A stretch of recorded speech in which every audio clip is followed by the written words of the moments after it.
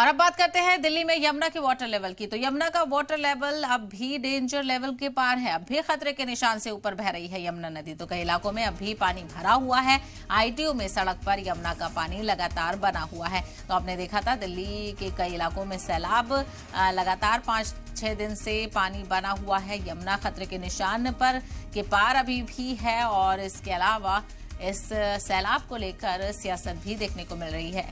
हरियाणा सरकार कह रही है कि उसने नहीं जानबूझकर ये सब किया, तो वहीं दिल्ली सरकार इल्जाम लगा रही है कि सारा पानी हथनीकुंड बैराज का दिल्ली की तरफ ही छोड़ दिया गया।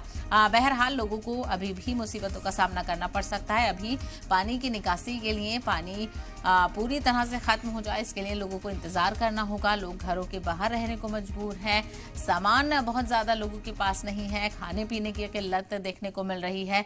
तो वहीं रहने के लिए भी शदीद परेशानियों का सामना करना पड़ रहा है। चूंकि यमुना का वाटर लेवल अभी भी डेंजर जोन पर बना हुआ है, जो कि खतरे का निशान है, उसको काफी पार कर चुका था। पिछले कई साल के रिकॉर्ड 45 साल का रिकॉर्ड इस बार यमुना ने तोड़ा है, जिसकी वजह से दिल्ली के अलग अलग इलाकों में सैलाब आ गया है और अभी भी आईटीओ की सड़कों पर पानी भरा हुआ है।